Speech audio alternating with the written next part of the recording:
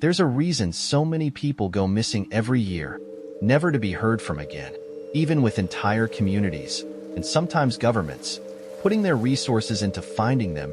People still have a way of disappearing without a trace. Think about it.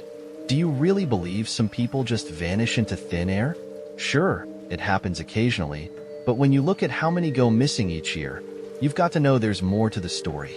No matter what kind of person goes missing, or what skeletons they had in their closet, the media always says the same thing.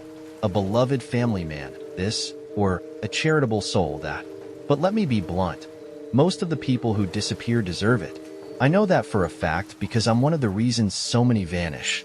You see, I'm what's known as a BHK, which stands for Bounty Hunter Killer. There's a whole underground community of us operating in the darker corners of the internet. The K in my title means I'm not just a tracker. I'm willing to take the final step and eliminate targets. Plenty of hunters out there don't have the stomach for that. I've never had a problem with it, and honestly, I'm glad my conscience doesn't get in the way. The ones who can pull the trigger earn way more than those who just plant evidence or blackmail their targets. There are lots of ways to take care of someone once there's a bounty on their head. It helps to think of them as prey rather than people because, frankly, anyone who ends up on our list has done something terrible. Most of the time, it's child predators, serial killers, or big-time drug dealers. But occasionally, it's a shady doctor selling street drugs or a cruel boss who's exploited his employees so badly they pool their money to pay for his retirement. For me, it's all in a day's work. Now, I've got plenty of stories about my jobs, and maybe I'll share more of them one day. But for now, let me tell you about my most recent one. It happened last winter when my manager got in touch. For privacy's sake, we'll call him Jim. Jim's a tech genius who handles all my transactions and keeps the logistics running smoothly. I wasn't sure about bringing someone like him into my world at first, but it turned out to be a smart move. When you're working on the dark web, having a tech guy is a necessity. Jim reached out with a straightforward message. Frank, that's my code name. We've got a child rapist and killer in Wichita, Kansas. Track him, find the bodies, take him out. $20,000. He attached some disturbing photos, a torture setup and a woman's body, her age impossible to guess. The guy had posted his photos online, thinking it was safe. But one of the victim's relatives must have been digging around in that dark corner of the internet, hoping to find answers. Like I said, no one just goes missing. This job looked simple enough. Jim would dig through local records in Wichita, cross-referencing details from the photos. A can of Raid bug spray, a tackle box with base lures, and a few disposable vapes. Jim's good at this sort of thing. It wouldn't take him long. I texted back, I'm in. I'll be in Wichita by the weekend. Pull security footage and look for a car that's been near fishing shops, hardware stores, and tobacco stores. Let me know what you find. Jim replied almost instantly, typical of him. He wouldn't have reached out if he hadn't already done some digging. The guy loves the hunt as much as I do, just in a different way. 2017 red Hyundai Sonata, he wrote. White guy. Cameras can't pick up the plates clearly, but I've got all the roads where I lose him. He passes a place called Tobacco and Gifts regularly. I can narrow it down to a few neighborhoods. Good luck. Classic Jim. I sent one last question. Any special requests for how this guy goes out? Make him suffer. That was it. I headed down to my garage to get my gear ready. The drive to Kansas would take a while, so I prepped early. My car, a blacked-out 2014 SRT Charger, was ready to roll with the usual tools in the trunk.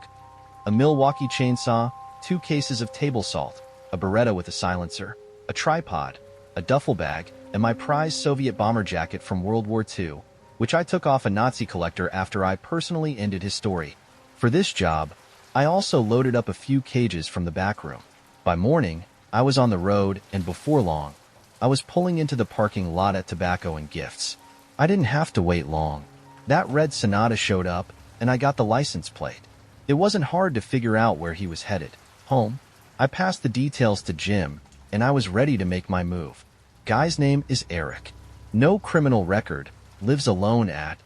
Google Earth shows his driveway wraps around to a basement entrance in the back. I figured it might be tricky to get all my stuff unloaded at his house, but luck was on my side. After parking my car on the street, I only had to wait 6 hours before Eric headed out for a hike. That gave me plenty of time to pull my car around to the back, break into the basement entrance, and unload everything. Once I'd unpacked my gear, I moved my car out of sight and got ready. With that done, it was just a waiting game. I took some time to get familiar with Eric's basement, his personal torture chamber, though this time, it'd be him on the receiving end. The place was grimy, with faded porn posters plastered on the walls and the heavy stink of musty cigar smoke hanging in the air. Wait, wasn't this guy supposed to be a vapor? The room was mostly cluttered with trash, but one thing stood out: a blood-stained table bolted to the floor, complete with chains. This was where the woman from those dark web photos had met her end. She'd be avenged soon enough. Let me tell you, Eric was a coward. The moment he walked into the basement and saw the barrel of my Beretta pointed at his face, he wet himself and started bawling. It didn't take much convincing to get him onto that table. Look, Eric, I told him, I'm not gonna hurt you. I know what you've done, but if you cooperate, no police will get involved. Just lay on the table and let me chain you up so you don't try anything. No, I promise I won't hurt you. It wasn't entirely a lie. I wasn't going to hurt him. Not directly. Once Eric was chained up securely, I got to work. I pulled out my duffel bag and tied tourniquets tightly around his arms and legs. Next, I set up the tripod and started recording. Finally, I brought over the cages I'd tucked in the corner under my bomber jacket. 4 in total. The first cage held my Arizona bark scorpion. I'd gotten it as a gift from an ex-girlfriend who knew about my fascination with arachnids. The second cage housed a Brazilian wandering spider, which I'd managed to acquire through a contact in Colombia I met on the dark web. The third cage was less exotic, a rattlesnake, specifically an eastern diamondback, who I'd nicknamed Rusty. The fourth cage contained something that still gave me the creeps: a giant desert centipede. That thing gave me the chills every time I handled it, even now. By this point, Eric had figured out what was about to happen. His eyes were wide with panic, and though he couldn't scream because of the gag, the fear was written all over his face. I double-checked the camera, made sure the tourniquets were tight, and got started. First up was Rusty. I slipped on my heavy-duty gloves and picked her up carefully. After getting her agitated, I let her sink her fangs into Eric's Achilles tendon. Even though his feet were pale from the lack of circulation, the venom still hit hard. Eric's reaction said it all. I let Rusty get in a few more strikes before returning her to her cage. Next, the bark scorpion. This one was easy. Just grab it by the stinger and place it where you want. I chose the bottom of Eric's foot, right in the pale, bloodless skin. Now for the spider. As I gently picked up the wandering spider, it bit my glove a couple of times. A little annoying since I wanted her to save all her venom for Eric's wrist, but she still got a few solid bites in before I put her back. Finally, the centipede. I wasn't about to pick that thing up if I didn't have to, so instead, I untied Eric's left hand and shoved it into the centipede's enclosure. The creature went to town, biting and clamping onto his fingers. Eric started thrashing, but it didn't do him any good. "All right, Eric," I said. On the count of 3, I grabbed the loose ends of all 4 tourniquets and grinned at the camera. 1, 2, 3. Snap. The tourniquets came off all at once, sending 3 different lethal venoms, plus 1 non-lethal one, shooting through Eric's bloodstream. I watched as his body seized up, recording every moment. The first 10 minutes were the most interesting. His back arched like he was trying to do gymnastics, his restraints rattled as he fought them, and he made these awful screeching sounds through his gag. It took Eric a long time to finally kick the bucket. By the time I went back outside to fetch my car, daylight had already broken. I sent Jim a quick message. "Oh my, that guy's toast." Jim replied almost instantly, "Money's in the bank." Fast forward a bit, and Eric's death didn't even make the news. His end was so unremarkable, it didn't raise an eyebrow. That's one of the things you learn in this field.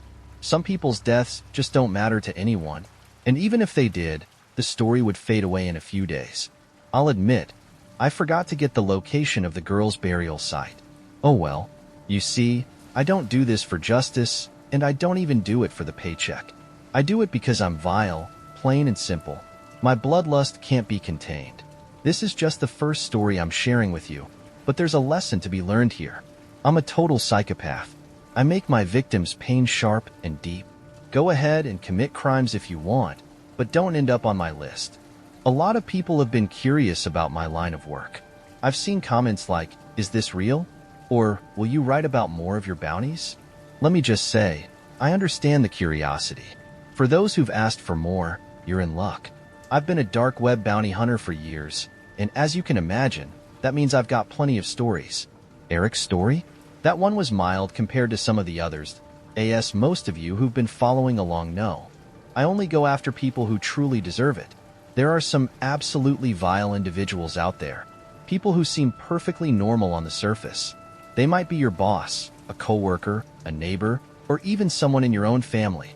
But if they've committed a crime so heinous that it lands them on my radar, well, I'm more than happy to step in as their judge, jury, and executioner. Now, I get that this kind of work doesn't sit right with everyone. The idea of taking justice into your own hands isn't exactly applauded in polite society. And I get it, I really do. But this is how I make my living, and to be honest, I'm damn good at it. Most of the people I take care of are the kinds of monsters who have taken food off someone else's table. Or worse, taken someone's life entirely. So, in my eyes, they're fair game. With that said, I want to tell you about a particular bounty I handled a few years back. Before we dive in, though, let me warn you. If you're sensitive to topics like sexual assault or rape, you may want to stop reading now. The guy I'm about to tell you about was a real piece of work, a greatest scumbag. And what I did to him that day was, well, let's just say it was as brutal as he deserved. If you decide to keep reading, don't say I didn't warn you. It all went down in April of 2020, right in the middle of the pandemic. I got an encrypted message from my usual partner in crime, Jim. If you've read my earlier stories, you'll know Jim is the tech genius who acts as my manager. He handles all the digital legwork, tracking down the targets and making sure everything runs smoothly. I'm the one who gets my hands dirty. After each job, we both walk away with a nice payday. The message from Jim went like this: "Got a child rapist/killer for you. South of West Point, Mississippi. Works as a mechanic." Guy thought he was anonymously posting on the dark web bounty list, but someone tipped us off. Calls his client Zane. No real name, but he gets paid in cash. Here's the kicker. This Zane character might be tied to several missing high school girls. One each from Tupelo, West Point, Starkville, and even as far as Vicksburg. Apparently, while working on Zane's truck, our guy, the mechanic, let's call him Todd, found something suspicious. Bloody condoms, along with scraps of notebook paper with one of the missing girls' names written on them. All of it was stuffed in a Waffle House bag and sealed inside the toolbox in the truck bed. Todd's convinced this Zane guy is the reason those girls disappeared. He's not offering much money, but he figures someone like you is better suited for this than the cops. Gotta admit, I respect that mindset. Let me know what you think. I sat back and thought it over. The payout wasn't going to be anything special, but come on, how could I walk away from this one? Bloody condoms and a piece of paper with a missing girl's name don't guarantee guilt, but it was enough to get me curious. I decided to let Jim dig a little deeper before giving him my answer. I typed back on the encrypted document. Knowing that Todd is the one who reported this and that he knows Zane makes this easier. But I still need more solid proof that Zane is involved in the girl's disappearance before I head to Mississippi to deal with him. Before I hit send, I pictured what Zane might look like. I imagined a tough, muscle-bound guy who thinks he's invincible. The image made me even angrier. You want to play that game, Zane? I'll take you down. I calm myself and shake off the anger before hitting send on my message to Jim. I quickly type another message. See if you can get in touch with Todd. Check license plates, street cameras, and track Zane's movements. If everything checks out, give Todd a discount, and I'll handle Zane when I get the chance. I hit send. I didn't hear back from Jim right away, which wasn't surprising considering the payout wasn't going to be much. In the meantime, I kept to my routine, feeding the arachnids and Salty the rattlesnake, cleaning the Dodge Chargers floor mats, and fighting the urge to beat the punching bag with a Louisville baseball bat, something I've been trying to stop. With everything locked down, there wasn't much else to do. A week went by before I heard back from Jim. I didn't want to bother him about the Zane job, not wanting to be let down. The encrypted message from Jim read, I contacted Todd. He was shocked when he found out I knew he was the one posting to the dark web. He thought he was safe. We got some good info. Zane drives a modified 1950s Studebaker truck. You'd think he'd be more careful if he's kidnapping girls. No address or official name from Todd. This guy only goes by Zane and pays with cash. Todd gave me more details once I agreed to help him post anonymously on the dark web. Zane is connected to a group known for their extremist views. That's probably why he always pays in cash. It's also why Todd didn't confront him about the bloody condoms. Zane would have known Todd was snooping. Also, we found a link to the disappearance of one of the girls. The Studebaker was at a car meet in Vicksburg just days before the police reported the missing teen. Could be a coincidence, but does it matter? Let me know if you're ready to take on a job like this. Jim.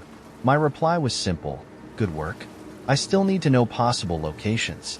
No point asking if this is a kill job. I hit send. Jim responded quickly. No exact location yet, but we have a lead. Todd still has the truck, and it won't be picked up for another week. He's agreed to let you watch for Zane to pick it up. From there, you can follow him or take action on the spot. It's a remote area, surrounded by forest.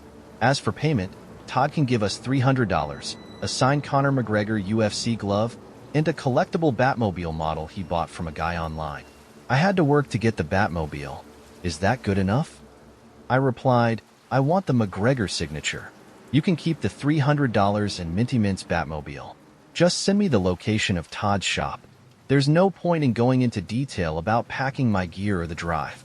It was an uneventful trip, and things unfolded as expected. When I arrived at Todd's Auto Shop, officially named Todd's Auto Shop, I was met by an older man with shoulder-length silver hair. Apparently, Jim had told him what I was driving, because Todd didn't seem at all surprised when my SRT-8 pulled up. As I stepped out of the car with my backpack, Todd said, I know you don't want any trouble, especially with the internet types, but I'm confident about the crimes tied to this Zane guy. Your tech told me you want to wait here for him to show up. I don't want any murder happening in front of Todd's auto shop, though, all right? I'm not staying here. I plan to put a tracker on his truck and head over to his place. The less we talk, the better.